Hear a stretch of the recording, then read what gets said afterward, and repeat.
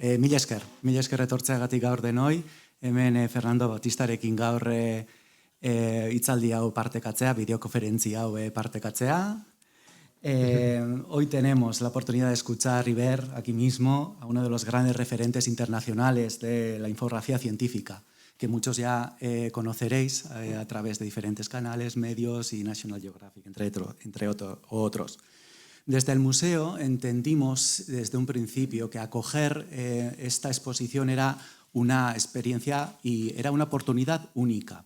Única no solamente por la trayectoria de Fernando, también porque conecta directamente con una de las misiones del Arqueologia Museoa, que es acercar el conocimiento al público, crear curiosidad y aparte de eso también ofrecer nuevas formas de entender el pasado, ¿no? Que es algo que Fernando con su infografía científica lo consigue de una manera muy clara, explica procesos históricos, arqueológicos y científicos más allá, trascendiendo el lenguaje académico.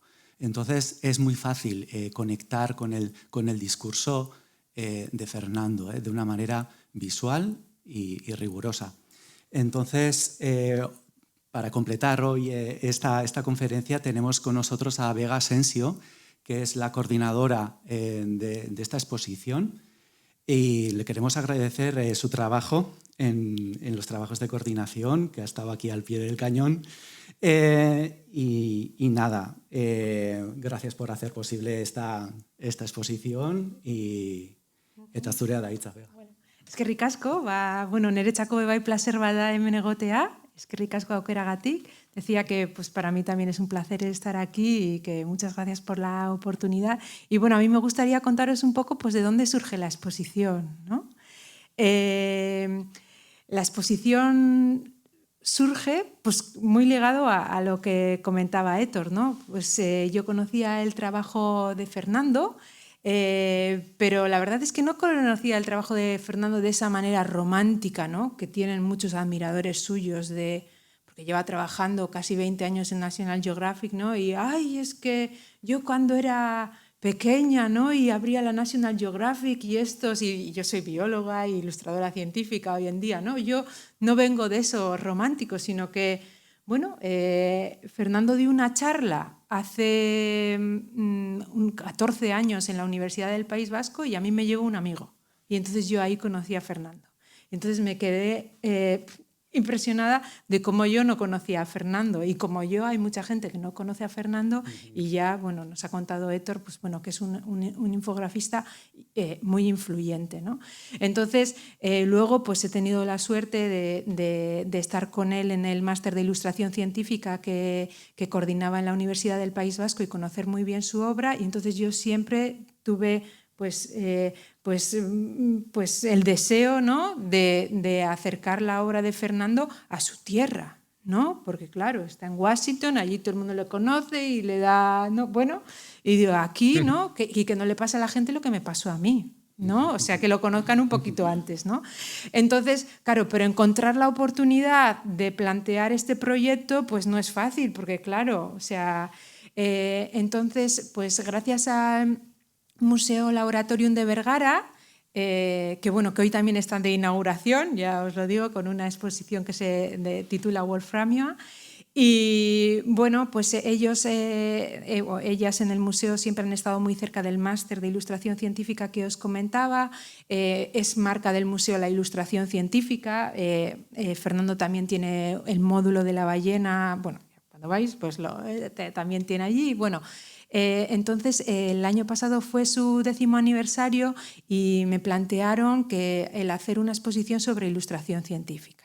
Entonces yo dije, esta es la oportunidad de presentar este proyecto con Fernando. Por supuesto, lo hablé con Fernando, le pareció bien y teníamos un antecedente donde el Museo Laboratorium de Vergara y la Cátedra de Cultura Científica habían trabajado antes en otra exposición, de un ilustrador científico, en este caso un paleoartista, que aquí lo conocéis también muy bien, Mauricio Antón, y Fernando también lo conoce, y han colaborado juntos. Y aquella exposición se hizo en conjunto entre estas dos entidades, entonces invitó también para la exposición de Fernando a a colaborar a la Universidad del País Vasco. Y entonces es una exposición pues, cofinanciada por ambos, ¿no? Y luego, ahí ya no recuerdo muy bien, después de que estuvo en Vergara y estuvo en Bizkaia Aretua, ya no recuerdo Héctor si se puso en contacto con Fernando, creo que fue así, para comentarle, ¿no? Sí. ¿Y la exposición? ¿Qué contenido tenía? Este mismo, perdón si no me he explicado bien, esta misma exposición, esta misma exposición, o sea... Eso es. ¿Cuál es el más antiguo de ellos? En las fechas más antiguas, ¿cuál sería tu primera etapa? Pues aquí tendríamos que buscarlo. Yo sinceramente no sé cuál es de esta sala, cuál es el más antiguo. ¿De gráficos? Sí. El gráfico más antiguo. Pues buena pregunta. Igual el de la Isla de Pascua Igual es el uno de de la los más Isla de antiguos. Pascua. La Isla de Pascua esto, fue 2012. 2012. Igual es uno de los más antiguos, posiblemente. Pero Yo bueno, te fuiste en 2007 a National 2007. Geographic. Sí. Y en estos años Septiembre de ha 2007. habido en ti un cambio en los años que han transcurrido.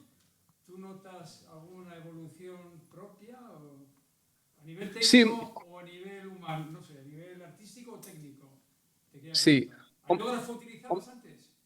Sí, hombre, yo creo que evolución, claro, yo cuando empecé a trabajar en National Geographic, pues venía de un periódico, entonces, pues claro, pues tampoco las cosas que hacían, pues eran cosas muy rápidas, ¿no?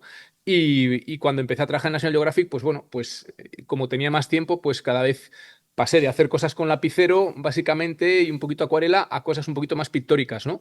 Y yo creo que esa evolución, yo creo que está ahí un poco también, ¿no? De cosas un poco más artísticas, ¿no? Y luego, sobre todo, digitalmente, pues claro, cuando empecé, pues todo era básicamente papel y ahora pues hacemos cosas pues para animaciones o para redes sociales. Entonces, ahí también nos hemos expandido mucho, ¿no? En esa parte, ¿no? Bueno, por acotar un poquito, él nos va a hacer ahora una presentación del contenido de la conferencia y luego habrá un turno de preguntas donde le podremos preguntar todas estas cosas. Para por usted. La técnica que utilizaba antes, antiguamente. Sí, pero de eso ya nos hablará luego. Ahora primero que nos ofrezca la charla y luego ya entramos con las preguntas que queramos directamente. Es que recasco. ¿Vamos? Pues o sea si que queréis, cuando quieras, Fernando. Sí, vamos a darle, a ver, compartir pantalla.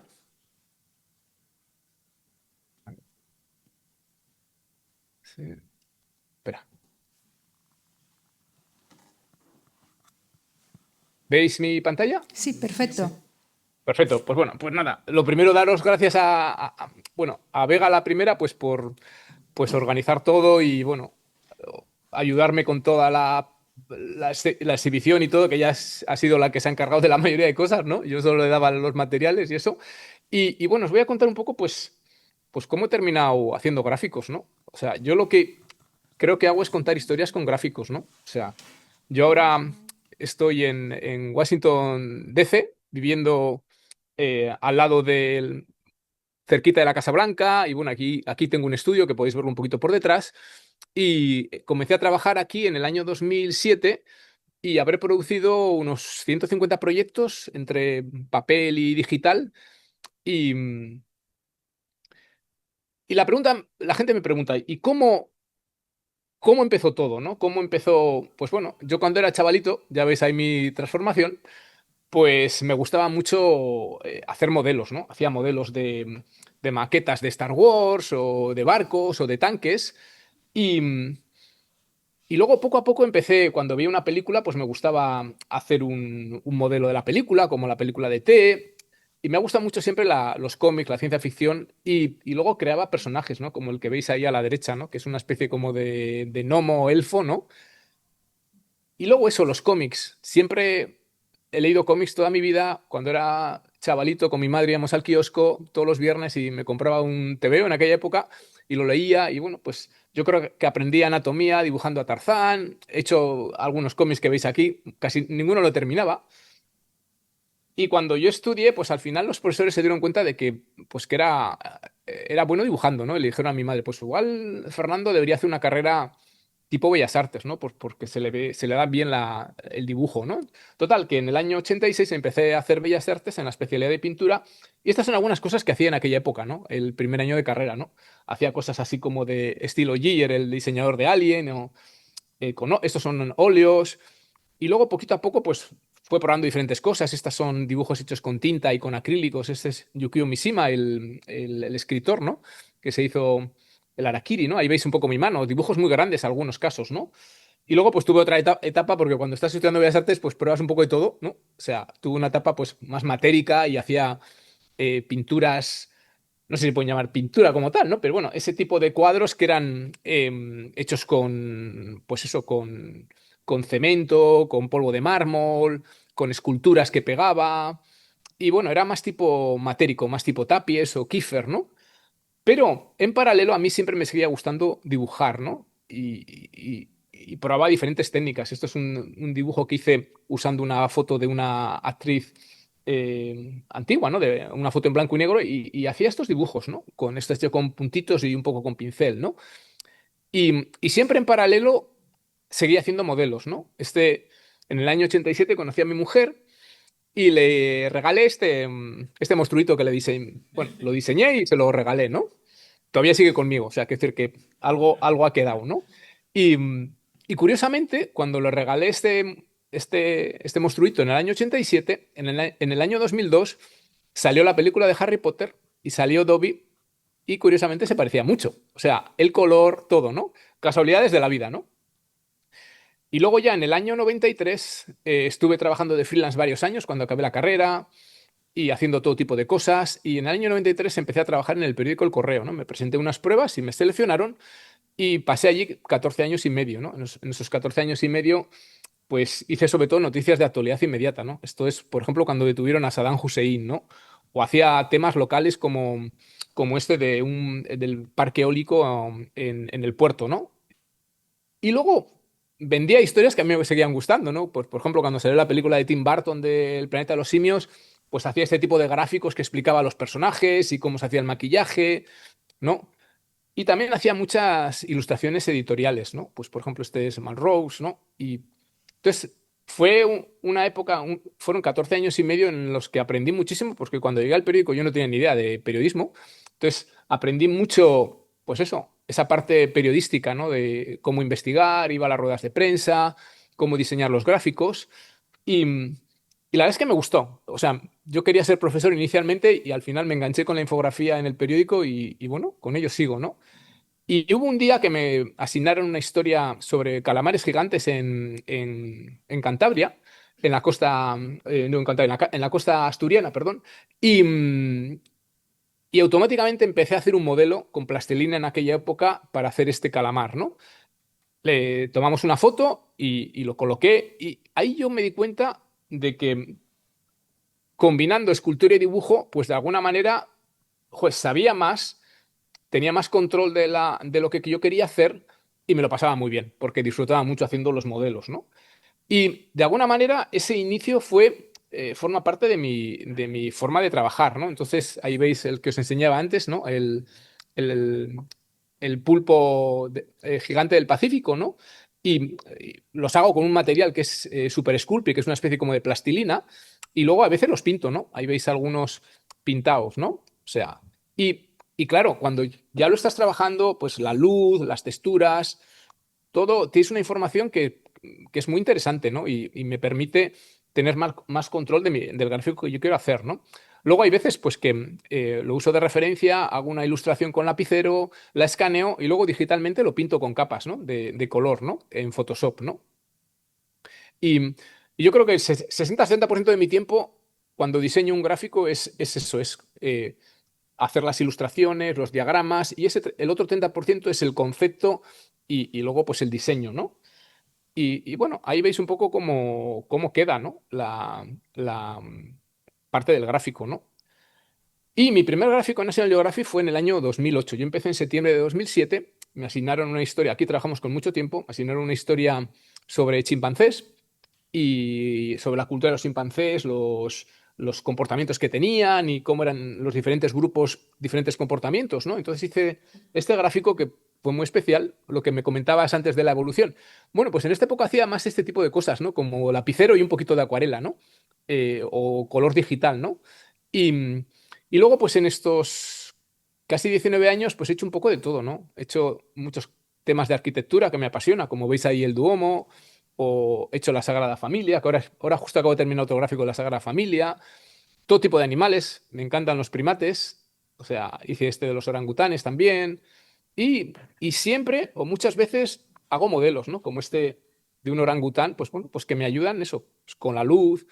Hay veces que propongo historias, como esta de animales prehistóricos del dientes de sable, ¿no? Que encontraron un espécimen en Uruguay que era, el cráneo que encontraron era más grande de lo que se esperaba, o sea, de los que había antes, ¿no? Entonces, en estos gráficos, al final, lo que hago es cómo contar algo, ¿no? Entonces, en este caso lo comparo con un león y analizo un poco por qué su anatomía, la comparo con el león, las diferencias que tienen, ¿no? Y cómo muerden, o, o gráficos, por ejemplo, sobre los pterodáctilos, ¿no? Que estas criaturas prehistóricas, ¿no? Pues bueno, que vivieron con los dinosaurios y algunos eran enormes, ¿no? Entonces explico, pues eso, cómo fue su evolución de ser más bien pequeños a ser tan grandes y esa anatomía, ¿no? De, por ejemplo, que compartimos los mismos huesos.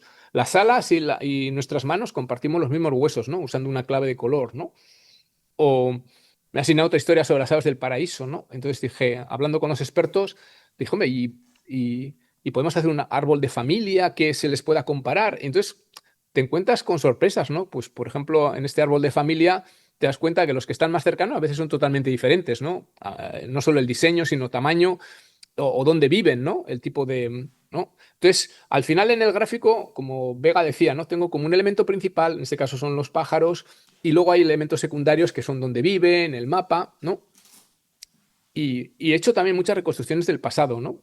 Como esta de los gladiadores, ¿no? Entonces muestro esa evolución de las arenas, ¿no? Inicialmente eran como portátiles, luego ya pues se van haciendo más grandes y ya pues llega el momento pues que el sumum es el Coliseo en Roma, ¿no? Y qué tipo de gladiadores.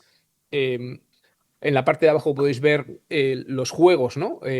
Con cuántos gladiadores, los juegos, bueno, algunos eran, pues eso, de días y días de juegos, ¿no? Porque a la gente le gustaban, ¿no? Y cuántos gladiadores participaban, no sé, tienes bastantes capas de lectura, ¿no? Donde se sentaban, dependiendo de socialmente de qué clase eras, donde te sentabas en el Coliseo, las mujeres gladiadores, el tipo de gladiadores, si eran de armaduras pesadas o más ligeras, cómo se combinaban. No sé, trabajamos en cada proyecto con un montón de expertos, ¿no? Esta es una de las últimas que he hecho, que es sobre los hititas, y es la batalla de Cadés, en donde Ramsés II peleó con los hititas, y bueno, pues muchas veces pues me ha tocado ser el modelo. A mí, a mi familia, mi mujer, mi cuñada, mi hermana, o sea, mis sobrinos. Aquí me veis haciendo de Ramsés II. Estábamos en obras en casa porque veis que está todo el suelo cubierto, pero bueno. Y, y todo tiene que ser preciso, ¿no? Todos los expertos estamos en contacto con ellos, tenemos reuniones, cotejan todo, ¿no? Desde los primeros bocetos, textos, todo, diagramas o, o dibujos técnicos como este de un barco vikingo, ¿no? Viajé a Dinamarca también para visitar un museo vikingo en Roskilde y me tocó ser también vikingo, ¿no? Entonces, eh, al final es esa reconstrucción del pasado, eh, bueno, ayuda mucho, ¿no? Porque tú tienes fotos de artefactos, pero realmente el imaginártelo, yo creo que los gráficos al final cumplimos esa función de contar historias, ¿no? De un vistazo puedas aprender algo, ¿no? De una historia, ¿no?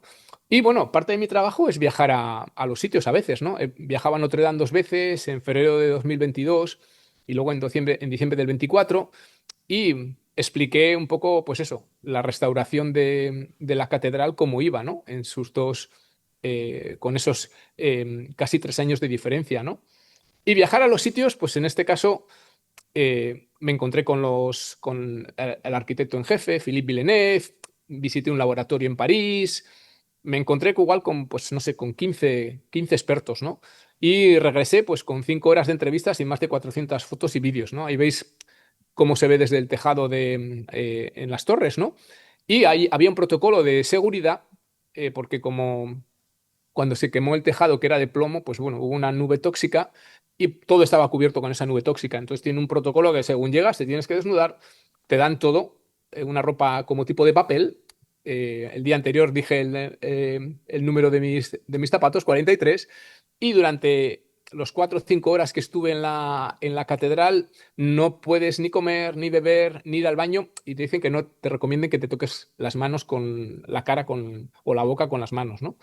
Y pues eso, me encontré, esta es mi segunda visita en el 24, y me encontré pues eso, la gente trabajando, y bueno, es una oportunidad única, ¿no? Es el poder ver, en este caso Notre Dame, cómo ha ido limpiándose y restaurándose, ¿no? Y bueno, para cada proyecto trabajo con un investigador, normalmente son gente freelance, ¿no? Que son contratados, y básicamente yo les explico, bueno, pues podemos hacer esto, les explico un poquito la idea de lo que podría ser el gráfico, y son todo chicas, y ellas se encargan un poco de preparar un documento con información, ¿no? Con links a papeles científicos, cosas visuales, ¿no? Libros, y poquito a poco pues ellas contactan con los expertos y tenemos reuniones con los expertos, y ahí vamos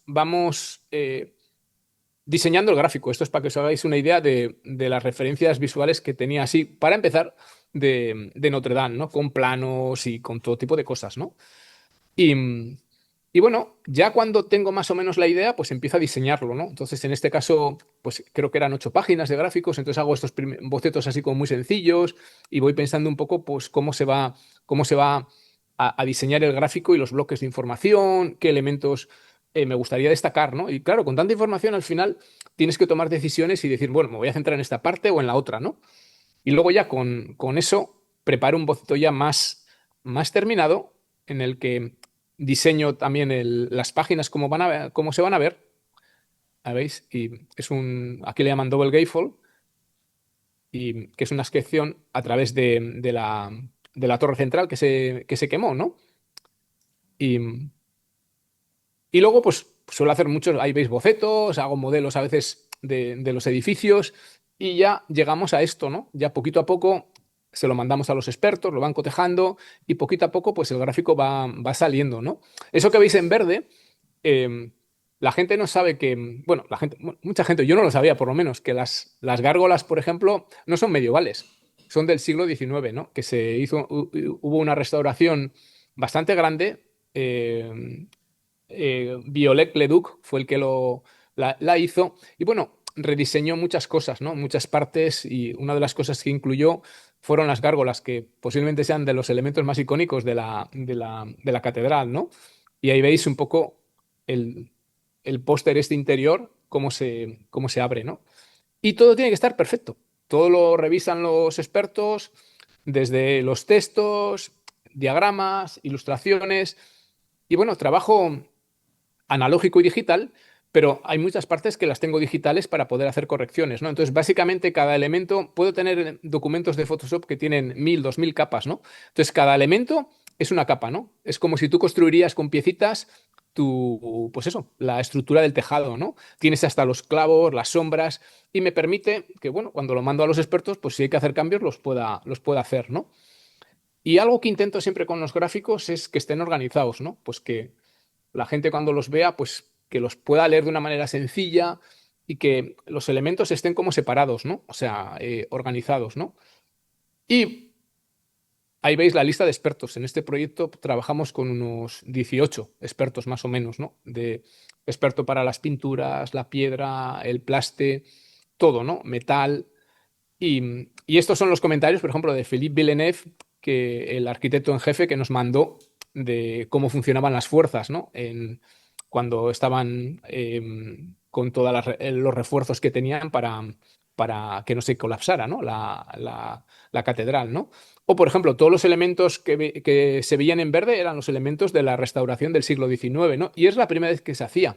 trabajando con los expertos, nos fueron mandando, pues esta pieza es del 19, esta pieza es del 19, ¿no? Ahí nos está marcando que unas balustradas eran del 19 y bueno, errores en las fuerzas que yo pensaba que funcionaban de otra manera, ¿no?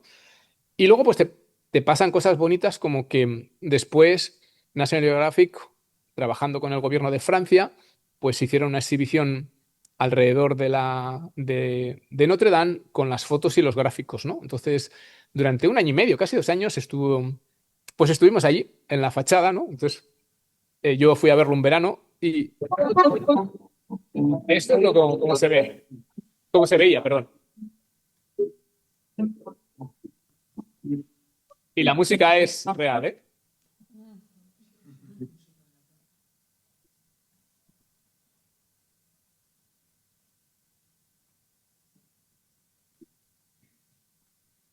Y bueno, fue muy emocionante pues ir a París y, bueno, ver cómo la gente interactuaba con los gráficos y bueno, estar allá, no sé, me parece que es como el círculo perfecto, ¿no? Terminar ya. Y yo creo que una cosa muy importante en los gráficos es la idea, ¿no? Cuando a mí me asignan o yo propongo un gráfico, lo primero es qué quiero contar con ese gráfico, ¿no? Por ejemplo, de la Amazonia, del Amazonas, me asignaron un suplemento que es un póster grande y bueno, ¿y qué puedo contar yo del Amazonas, ¿no? Entonces se me ocurrió la idea de explicar el bosque lluvioso. Hay 3 tipos de bosque lluvioso y está en diferentes áreas y tienen, vamos a decir, una anatomía o una estructura diferente, ¿no? Entonces, lo propuse, gustó mucho la idea y lo demás, pues lo siguiente fue viajar al sitio, ¿no? Entonces, viajé al Amazonas durante una semana, estuve con 2 expertos, uno portugués y otro alemán, y fuimos buscando todas las especies de árboles y tomando fotos, vídeos de referencia para luego hacer la ilustración, ¿no? Y la bote también.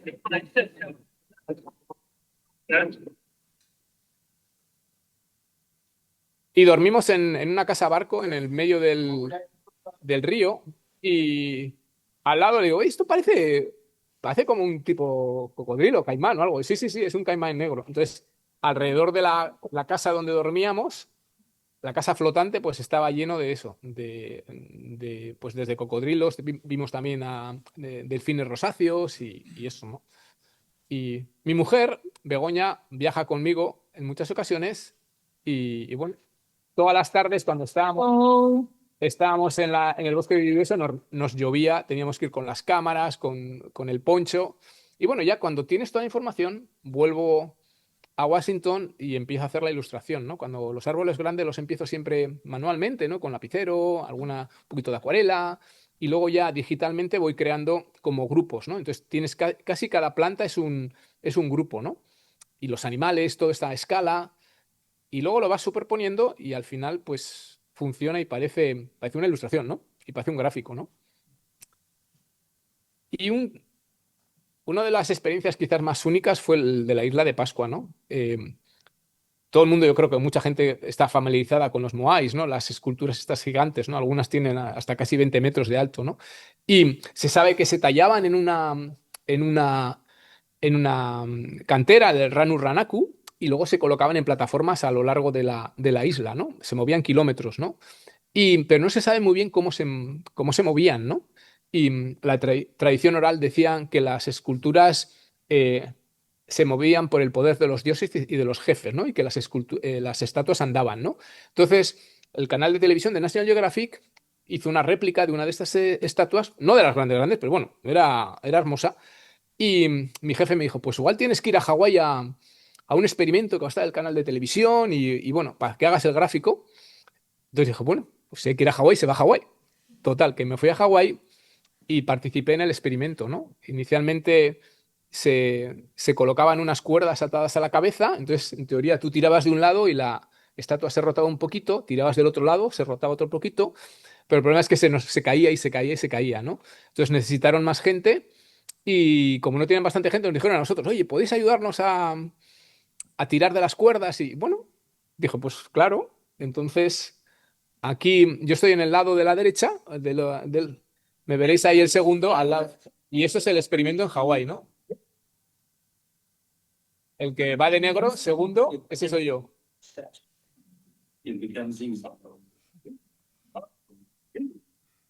Y la estatua anduvo.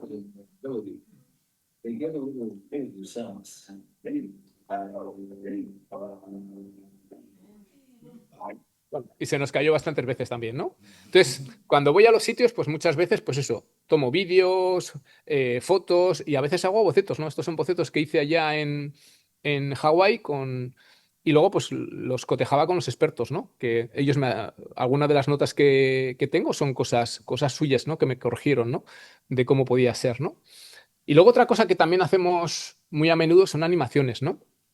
Y, y yo creo que ese ha sido quizás el cambio más grande, ¿no? Que hemos pasado de solo trabajar para papel, ¿no? A hacer, pues eso, todo el tema digital de animaciones, ahora hacemos para redes sociales y la verdad es que es muy bonito de hacer, ¿no? Y tienes que contar la historia de otra manera, ¿no? Entonces, tenéis ahí en la sala, tenéis una televisión con algunos de los vídeos de animaciones, ¿no?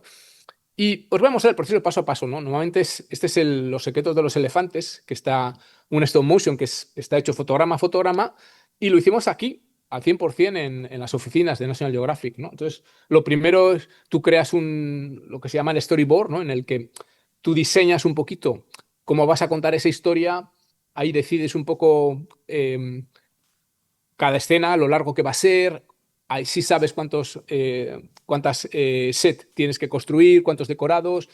Y claro, porque cuando es animación y como está hecha con papel de acuarela, todo lo tienes que construir. No es que vayas a un sitio y te muevas con la cámara. No, no, no. Lo que vas a tomar fotos es eso. Lo tienes que construir, ¿no? El stop motion ya sabéis que son fotograma a fotograma. Nosotros disparamos 12 fotogramas por segundo. Entonces tú vas moviendo tus figuras, tomando fotos y cuando lo colocas continuo esos fotogramas te da sensación de movimiento, ¿no? Pero bueno, lo primero es pensar la idea, luego tienes que construir todo y todo tiene que estar articulado porque lo vas a mover. Entonces yo ahí diseño, ahí veis un elefante, entonces es papel de acuarela y luego pues con papel pluma y claro, con alambres de aluminio para que te permita moverlo, ¿no? Y aquí estamos montando uno de los decorados, ¿no? Y luego, pues eso, todo tiene que, cuando tienes el decorado, pues usamos Dragon Frame, que es un programa de animación, y básicamente vas tomando fotogramas y poquito a poco, pues tienes todos los fotogramas, ¿no? Para esta, y fueron como 1 minuto y medio, 2 minutos, igual 2 minutos, tomamos como 11.000 fotos, ¿no? Para daros una idea, ¿no? Y a ver si puedo, a ver si... que antes no me ha funcionado. Aquí veis, este es el decorado más grande, entonces estoy con Mónica Serrano, que también es de España, de Cádiz, ¿no? Y bueno, ahí estamos montando el decorado, ¿no? Y, y bueno, a veces en las animaciones, si os fijáis, vais a encontrar detalles ocultos, ¿no? Son cosas que desde el principio siempre hemos hecho, ¿no? Esta, por ejemplo, ahora nosotros somos parte de Disney, nos compró, y entonces hay una de las escenas que en el fondo veréis de la película El Rey León, La Roca del Sacrificio, donde la veréis ahí, ¿no? Y luego, pues cada animación tiene un estilo diferente, ¿no? Este es sobre la historia de la Biblia, ¿no? Cómo se escribió la Biblia a lo largo de la historia, ¿no? Esos textos cómo se fueron reflejando y entonces tiene partes en stop motion, otras partes son, ¿no? Este que veis aquí, por ejemplo, es animando como si fuera una marioneta y todo fue construido con material reciclado, ¿no? Y también encontraréis, si os fijáis, en esta animación encontraréis algo que es de Bilbao, ¿no? Hay un momento que se ve el tigre de la Salve, se ve allá, ¿no? Que mi abuelo trabajó en él hace muchos años, ¿no? Y bueno, pues es que ricasco, espero que os haya gustado y si queréis preguntarme cualquier cosa, pues oye, pues encantado. Es que ricasco, Fernando. Nada, a Es vosotros. un placer, ¿verdad? Ver, buah. Y bueno, y tenemos la suerte hoy también que alguna de las cosas que nos ha mostrado, pues bueno, nos podemos imaginar, ¿no? Hay la metodología y tal. No sé, igual no hemos preguntado si habéis estado ya visitando la sala, que igual ya la habéis visto, claro. Pero bueno, así se entiende mejor, ¿no? Es más Sí, fácil. aquí os puedo, por ejemplo, en las animaciones que habéis visto ahí, ¿no? Y veis uno de los modelos, ¿no?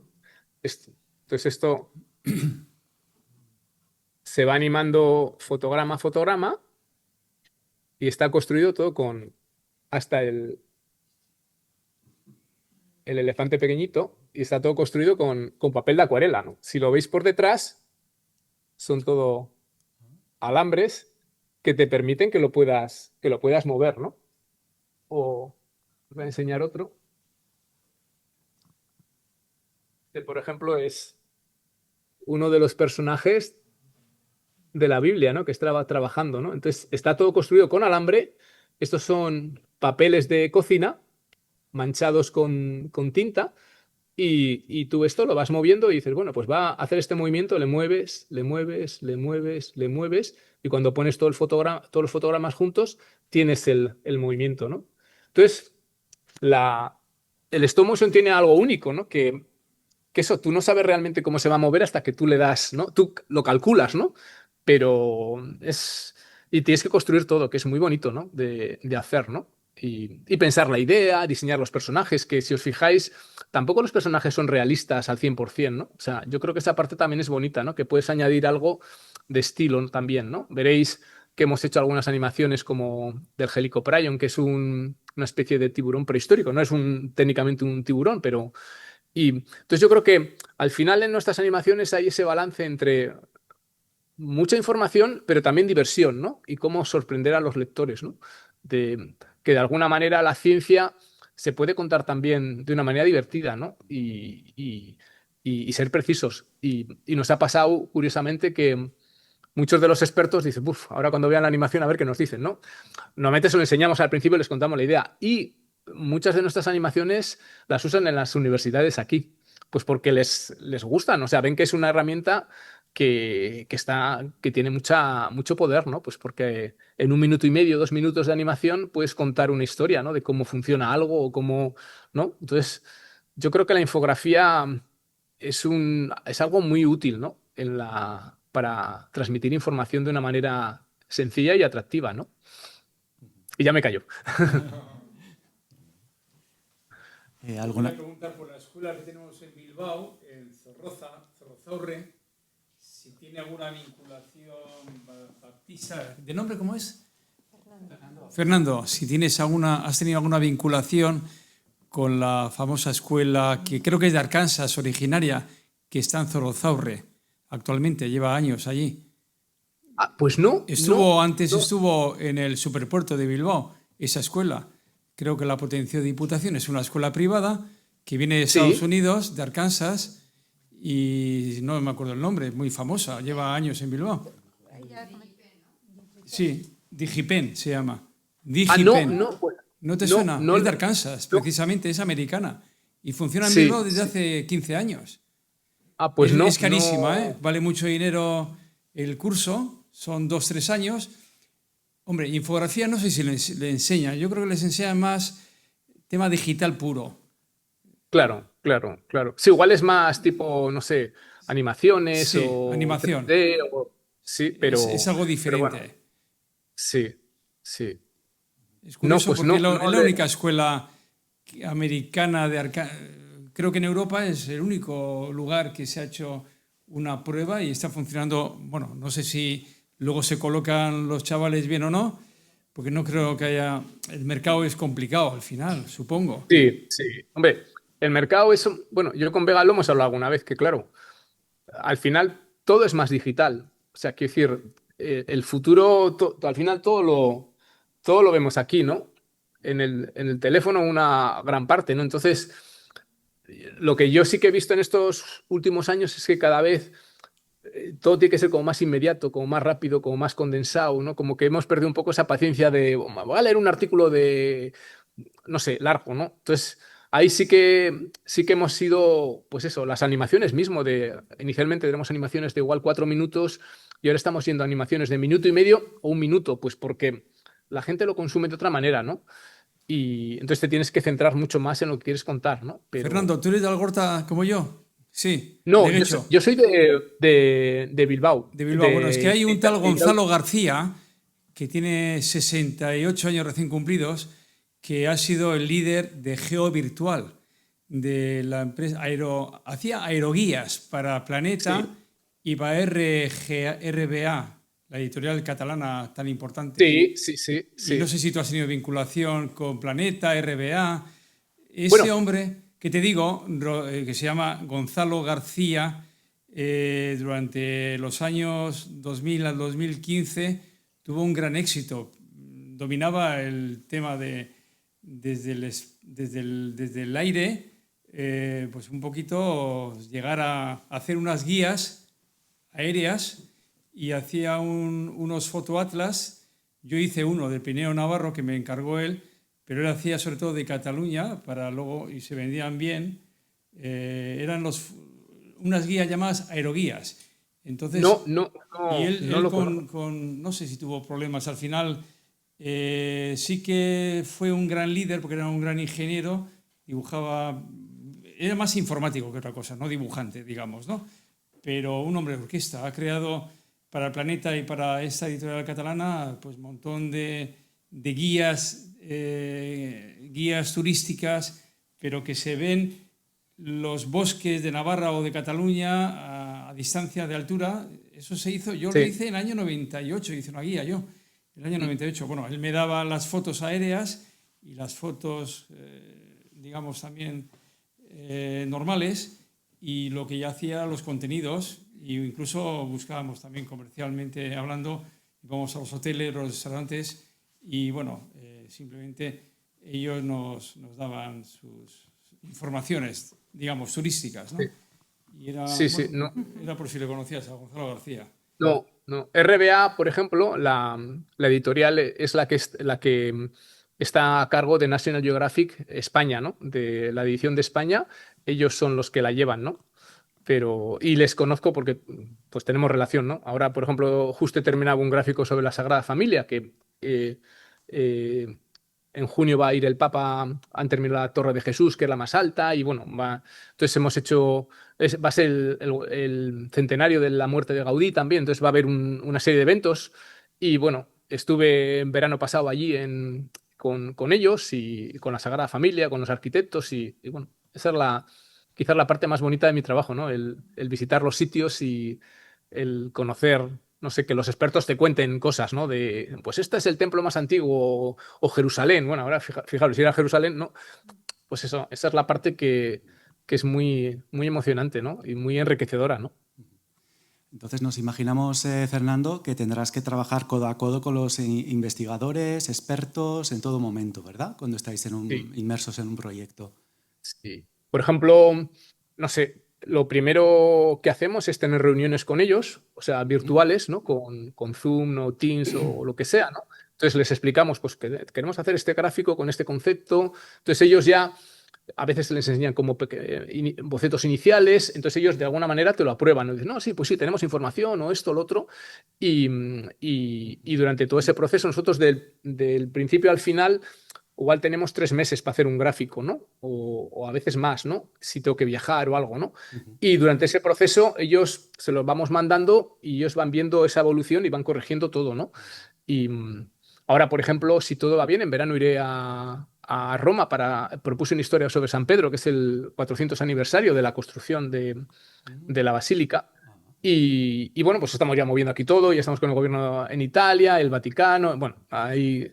Y entonces, sí, los expertos son la clave, ¿no? Son los que te dan la información y te lo aprueban todo, ¿no? Sí, Entonces, sí. Gran parte de las ilustraciones que tenemos aquí en el Arqueología Museoa son tuyas. Sí, bueno, Sí. joder, pues esa la hice en el año Sí. 2008 o alguna cosa Sí, así, ¿verdad? justo. Sí, Tenemos aquí en la sala al anterior director Iñaki García Camino y no sé, Iñaki, ¿cómo fue esto?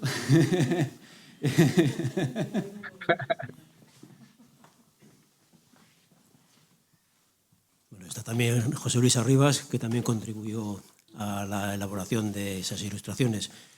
Sí. Pues había que diseñar el museo, queríamos que fuera un museo también muy visual, que entrara por los ojos todo lo que comentamos, porque difundir la arqueología es algo bastante difícil, porque las piezas generalmente, si no hay un intermediario, un interlocutor, dicen muy poco, ¿no?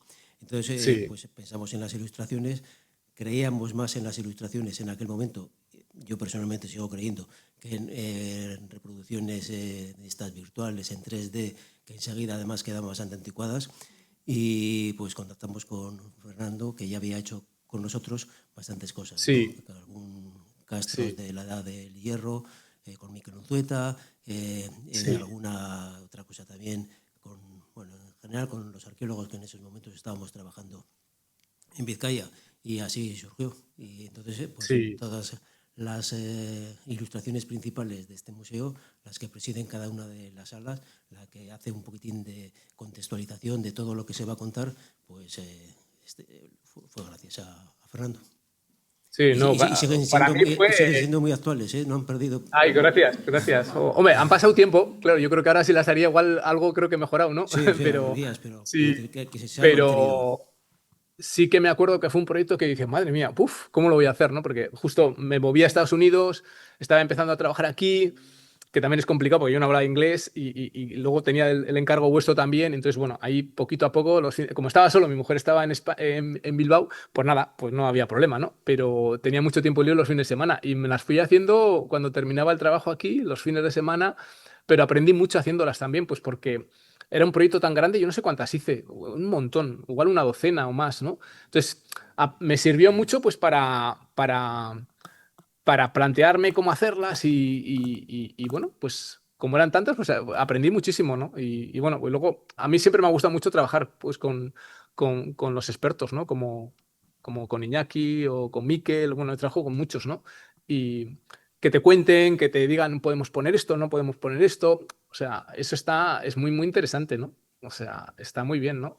Ayer, por ejemplo, estuvimos hablando con un arqueólogo, estamos haciendo una cosa sobre Pompeya, ¿no? Y bueno, el Vesubio en general, ¿no? Y hablamos con un arquitecto o con un arqueólogo que nos contaba de Oplontes, que es una de las villas que estaba, uno de los pueblitos que estaba cerquita y tal. Entonces, jo, es que esa parte es lo más, es súper bonita que te cuenten, ¿no? Y cómo creen ellos que puede ser, por esto, por lo otro, ¿no? Y poquito a poco, lo que yo muestro en las ilustraciones no es algo que yo me invente. O sea, yo le pregunto, oye, si os fijáis, la de la isla de Pascua, preguntamos, oye, qué gente puede estar? ¿Puede haber mujeres? No, mujeres no había en esas ceremonias, porque no está permitido. O sea, los tatuajes que tienen, todo lo que se pone, viene de ellos, ¿no? O sea, y entonces es mucho trabajo. Para que os hagáis una idea también, por ejemplo, una ilustración como por el Amazonas pueden ser posiblemente 200, 300 horas de investigación del investigador, del researcher que le llamamos aquí.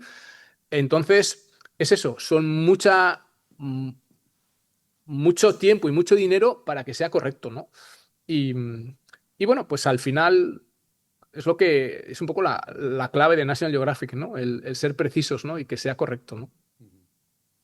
Imagino además que en el caso de la arqueología a veces la información con la que contamos es una información bastante fragmentaria. Entonces tienes que reconstruir cosas que incluso a veces nosotros los arqueólogos no sabemos cómo son. Entonces, Claro. Por eso la dificultad añadida, ¿no? de recrear esas cosas esa información tan fragmentaria que tenemos, ¿no? Hay veces, me acuerdo cuando hice una que era el templo de Göbekli en Turquía, ¿no? 12.000 años de antigüedad. Pues claro, 12.000 años es difícil de reconstruir, ¿no? Pero al final, y viajé a Turquía con un guía y, bueno, pues no se hablaba nada, o sea no se hablaba en inglés y menos castellano, que es lo que yo hablaba. Entonces, pues un guía local, porque era una zona así como muy remota, ¿no? Por lo menos cuando yo estuve, ¿no? Y claro, con el arquitecto alemán, pues Klaus Smith, pues te contaba esto, lo otro, y lo hemos encontrado en esta estatuilla, hay un relieve que muestra una persona. Entonces, se va como extrapolando, es muy interesante porque extrapolan toda la información que tienen y la van como interpretando lo que puede ser, ¿no? Entonces, esas reconstrucciones al final es como un puzzle, ¿no? Que van uniendo piezas que encuentran de aquí, de allá, del otro lado, y dicen, bueno, y ellos lo interpretan, ¿no? Entonces, lo más bonito que te puede pasar es que yo digo, aquí decimos, happy expert, happy life, ¿no? O sea, experto feliz, vida feliz. Y te pasa a veces, por ejemplo, es que el que os he enseñado de los hititas, de la batalla, pues trabajamos con un montón de expertos y varios de ellos mandaron mensajes al final diciendo, jo, yo creo que es la mejor ilustración que se ha hecho de la batalla de Cadés.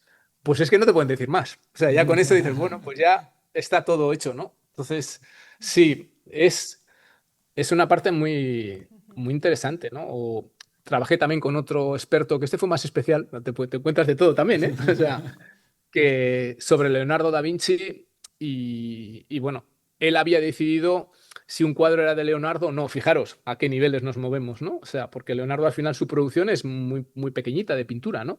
Entonces, hablar con él pues ya fue más complicado porque lo hacíamos a través de un asistente que tenía, era como pedir audiencia, ¿no? Pero aún así, pues es que, pues es eso. Tratar con ese tipo de gente es una maravilla, ¿no? Lo que te aportan, ¿no? Esto, si me... Ay, perdón, ya llego, luego. No, yo sí quería decir que desde la modestia de un experto del Arkeología Museoa, que fue un auténtico placer trabajar aquellos años contigo y sobre todo la enorme facilidad. Quiero decir que la calidad de lo que se ve aquí es la facilidad con la que se trabaja, ¿no? El genio está ahí, ¿no? Y que efectivamente, como decía Héctor, la información que tenemos es fragmentaria y tal, pero bueno, además tenías mucha experiencia ya en infografías en el correo y la captación era inmediata, es decir, todo era fácil, todo era fácil. Entonces, yo suelo recordar con cariño aquellas ilustraciones cuando las veo, pero también los días de trabajo que estábamos allí, va pasando el tiempo y solamente eso, bueno, puro agradecimiento y sobre todo admiración siempre que veo cosas tuyas. Ay, pues muchas gracias. Para mí, bueno, ya me has escuchado. Es un placer que te cuenten los expertos cómo son las cosas o cómo... Es que eso no tiene precio. O sea, entonces, a mí, a gente me pregunta, ¿qué es lo que más te gusta hacer gráficos? Le digo, mira, pues la verdad es que me gusta todo el proceso porque me gusta aprender e intentar buscar qué puedo contar, me gusta trabajar con los expertos y me gusta eso, aprender cosas nuevas, ¿no? El cómo movían los moais o cómo cazaban las ballenas, los vascos, o sea, todo ese tipo de cosas es muy enriquecedora, ¿no? Esa fase de aprender, ¿no? Y, o sea que yo, la verdad es que he tenido mucha suerte, pues porque trabajar en National Geographic es como un sueño, ¿no? No sé, yo cuando llegué aquí decía, jo, pues bueno, ¿poder hacer un gráfico? ¿Me dejarán hacer un gráfico? O sea, estaría al nivel. Esas son las preguntas existenciales que tienes cuando llegas. Y más cuando no hablas inglés. Y eres disléxico como yo. O sea, que vamos, se juntaba todo, ¿no? O sea, para que me daría... Y al final, poquito a poco, pues bueno, pues vas trabajando, vas mejorando y sobre todo yo creo que también que he tenido la suerte que he tenido apoyo porque me han dado temas muy chulos, ¿no? O sea, temas importantes y luego cuando he propuesto historias, pues también me las han aprobado, ¿no? Entonces, al final, y aquí no te regalan nada, ¿eh? O sea, quiero decir que te damos todos, pero te exigimos todo, ¿no? Y entonces el listón está muy alto, pero trabajo mucho, pero bueno, al final cuando ves la revista, pues se te olvida, o cuando ves la animación, dices, jo, pues, o pues eso, expertos o gente que te diga, es que, joder, me gusta cómo ha quedado y he disfrutado trabajar contigo, pues eso es al final lo que cuenta, ¿no? Lo que hace que el trabajo, y obviamente el salario también, claro, pero esa parte es fundamental, ¿no? Ah, vale. Sí, bueno, yo quería comentar esto de, claro, que la arqueología es tan complicada ilustrarla, ¿no? Porque está tan fragmentada, ¿no? Y claro, que muchas veces... Claro, los expertos no lo saben todo. Entonces tú en el gráfico tienes que solucionar de alguna manera. Si algo no se sabe, ¿qué haces con eso? Porque no se puede omitir, porque tiene que estar ahí, ¿no? Entonces esto me ha recordado, seguro que tú también tienes alguna anécdota, pero me ha recordado a una anécdota de Eduardo Saiz, que creo que también lo conoces, y que estaba una vez pues, haciendo la reconstrucción de un castillo y no sabían los expertos cómo era el tejado, si era pizarra, si era qué tipo de teja, y no se pusieron de acuerdo y entonces, pues, ¿cómo se resolvió? Pues se hizo en invierno y entonces estaba tapado con nieve. Con nieve, Entonces, claro. pues claro que este tipo de cosas... Pues seguro que te surgen a ti pues en muchos de los gráficos, ¿no? Y no sé, igual si se te ocurre... Nosotros, a mí sí que me ha pasado a veces que igual tú tienes una idea, oye, pues podemos hacer esto y tal, y te dicen, pues mira, pues es que no lo podemos hacer porque no se sabe. Entonces, tienes que buscar otra idea. O sea, que decir, lo que no tiene mucho sentido es que digas, joder, voy a hacer esto porque quiero hacer esto, pero si no, no se sabe. Entonces, a veces tienes que cambiar el plan, ¿no? Y luego a veces te pasa, por ejemplo, en lo de Göbekli, que el templo este de Turquía y tal, pues yo le pregunté, ¿esto estaba cubierto, tenía techo, no tenía? Entonces, claro, no se sabía. Entonces, nosotros en la ilustración mostramos sin techo, pero luego sí que mostramos un diagrama que poníamos que podías tener techo, ¿no? Entonces, hipotético, o sea, hay veces que nosotros sí que tenemos que ser sinceros y decir lo que se sabe y lo que no se sabe, ¿no? O lo que, ¿no? Entonces, eso te pasa, ¿no? O, por ejemplo, anécdotas en lo de los gladiadores, yo me acuerdo, la que os he enseñado de los gladiadores, pues estaba haciendo yo las escenas, bueno, me construí una espada, así haciendo, y les preguntaba, bueno, ¿y eso cómo? A ver, ¿cómo peleaban los gladiadores? ¿Cómo pensabais que hacían los movimientos? Porque no era esgrima, ¿no? Entonces ellos pensaban, no, ellos tenían que pinchar desde arriba porque, o sea, no... Entonces ellos me decían un poco los movimientos que tenían que hacer y luego le pregunté a uno, les pregunté, bueno, ¿y cómo se sujeta el escudo? Claro, el escudo lo sujetas así o lo sujetas así. Gran dilema. Teníamos un experto francés, un experto inglés, cada uno una opinión diferente. Y al final, la investigadora Amanda, pues nos casamos con el inglés, pues porque tenía más... tenía un nombre más importante dentro de lo que es el mundo de los gladiadores y de los romanos y de las armaduras y de esto, ¿no? Tenía un peso más grande, ¿no? Entonces él estaba convencido, pero eran dos... Bueno, me decían, no, pues, que decía, es que, o sea, se va a ver, porque uno está enfrente del otro, tú siempre vas a poner un escudo, no vas a poner escudo, ¿no? Entonces, al final, lo hicimos con eso, ¿no? Amanda se disculpó con el francés y le dijo, no, es que al final, por... Y bueno, se lo tomó deportivamente, ¿eh? O sea, que decir que tampoco fue un drama, ¿no? Pero sí, siempre pasan cosas, ¿no? Que curiosas, ¿no?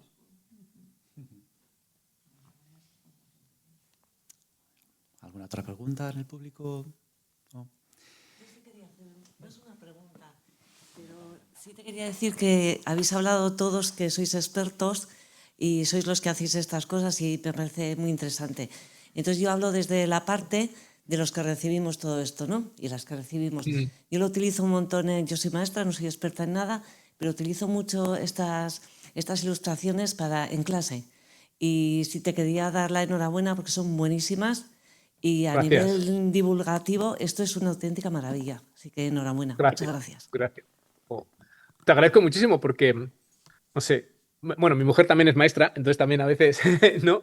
Pero curiosamente National Geographic tiene una división que es la de educación y muchos de nuestros gráficos a veces se reutilizan para niños, ¿no? O por ejemplo el del Amazonas, el póster que hice del bosque lluvioso, pues luego el gobierno de Brasil lo imprimió un montón, o no sé si nosotros también le dimos, imprimimos parte para usar en las escuelas, ¿no? Entonces a mí que ese material se use a nivel, eso, para didáctico, me parece lo más, ¿no? O que la gente, a veces hay gente que te manda fotos igual de los niños, ¿no? Que están viendo los gráficos y digo, pero si eso es lo que yo hacía. Si yo me dedico a esto, es en parte porque yo cuando era niño me gustaban las enciclopedias, que en aquella época no había nada digital. Era todo enciclopedia y veías dibujos o a veces tenías unos plásticos encima que te mostraban o sea, y entonces yo creo que eso, que tenga ese valor todavía para educativo me parece lo más, ¿no? O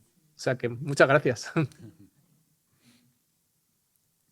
Bueno, voy a hacer una pregunta un poco incómoda igual, sobre el futuro de la infografía científica con la irrupción de la inteligencia artificial. Bueno, me la esperaba porque sí, siempre me pregunto. Sí, pero mira, pues yo quiero pensar, soy optimista con la ilustración científica, porque me parece a mí que, o sea, al final, como el hacer una ilustración científica, habéis visto la presentación que tenía solo de Notre Dame, de todo datos y tal. Tú puedes crear algo que parezca un gráfico, pero no te va a funcionar como un gráfico, porque tú cuando haces un gráfico, tú tienes que contar una serie de historias, y yo no creo que la inteligencia artificial ahora mismo pueda tomar ese tipo de decisiones, ¿no?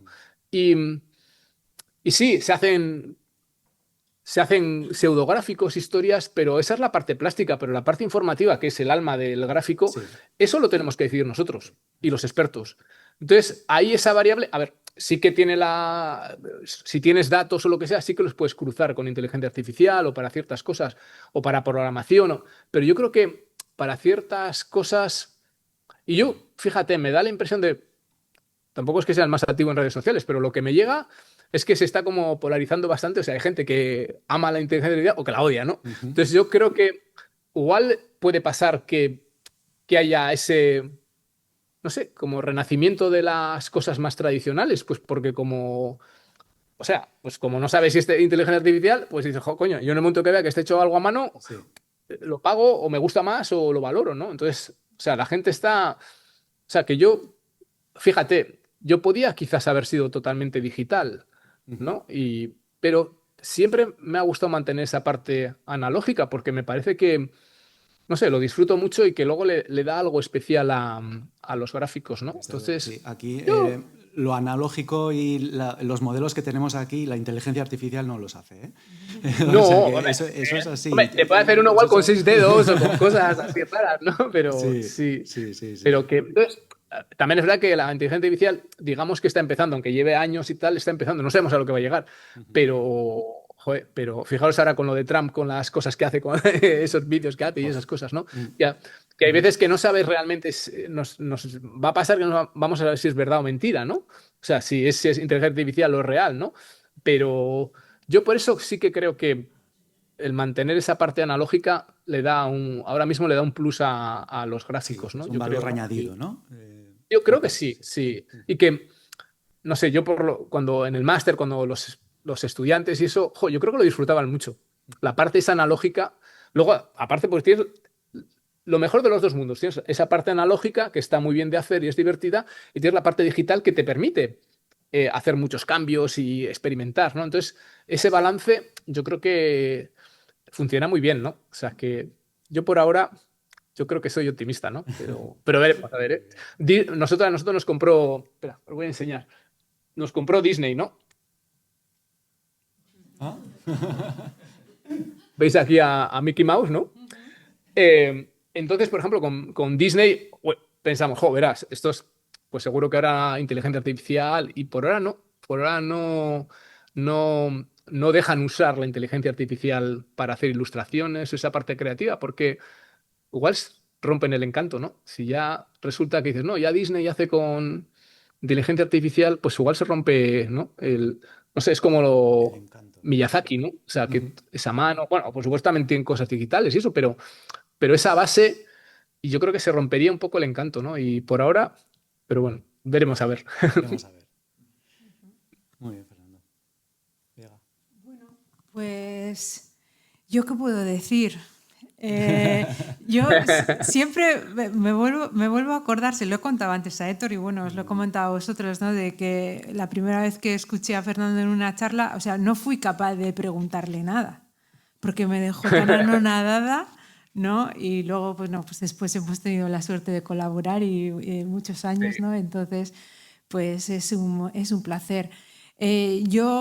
Para mí esta exposición y que se muestre cómo trabaja Fernando, pues es un tesoro, ¿no? Por todo esto que estamos comentando del digital, de lo que viene, ¿no? Y el poder enseñarlo y también como lo podíamos enseñar antes en la Universidad del País Vasco, etc., ¿no? De que todo, yo creo que es un valor que no lo podemos perder y que bueno, y que ha nacido, ¿no? Aquí en Bilbao, ¿no? Entonces, bueno, yo me agarro a eso, ¿no? De que tenemos que...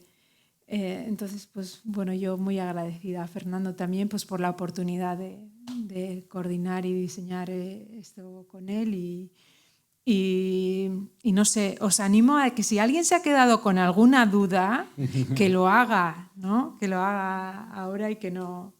Porque bueno...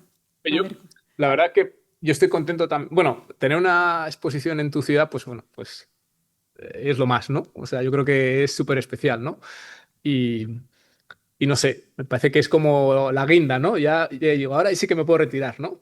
Y no sé, la verdad es que también el máster, cuando, no sé, lo que enseñamos a los estudiantes, o sea, el seguir que siga esa nueva generación de gente pues aprendiendo, yo siempre he disfrutado mucho también eso, mostrar cómo hago las cosas, no me guardo nada, porque al final lo enseño todo, ¿no? Y hazlo así, hazlo. O sea, que siga esa escuela de alguna manera, pues me hace también sentir muy bien, ¿no? Cuando algún estudiante me escribe, oye, mira, que he hecho esta ilustración, o que he hecho esto con esta técnica, o que he hecho este modelo, no sé, que haya quedado un poquito de pozo de lo que les he contado, ¿no? En las clases, pues también eso me llena mucho, ¿no? Entonces, la verdad es que me da pena no poder verla pero bueno, como vi la de Vergara, pues bueno. Porque, bueno, lo que acaba de decir Fernando de que con sus estudiantes lo comparte todo es cierto, ¿no? Y decir, pues bueno, por ejemplo, que comparte hasta sus pinceles, ¿no? O sea, los pinceles que utiliza, pues los comparte, ¿no?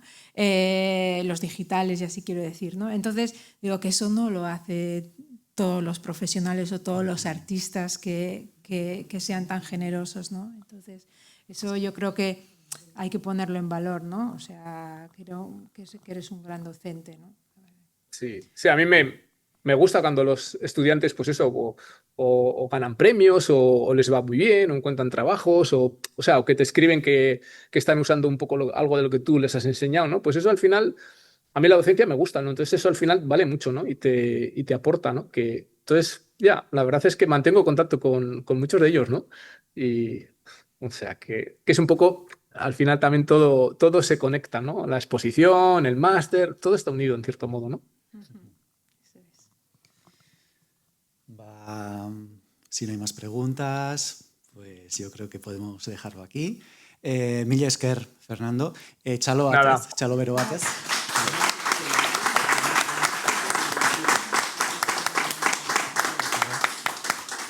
Eskerrik asko, Fernando. A vosotros, es que ricasco, muchísimas gracias. Aquí son la 1 del mediodía, o sea que ahora voy a ir a comer y para luego seguir trabajando. O sea que... Ánimo con el día. Nada, ya está hecho. O sea que... Y muchas gracias por acercaros y bueno, pues que si tenéis alguna duda, habéis visto mi email en la final de la pantalla. O sea, si alguno tiene alguna pregunta, que me escriba. Vale. O sea que, nada. Gracias por venir. Eskerrik asko. Eskerrik asko. Fernando. Agur.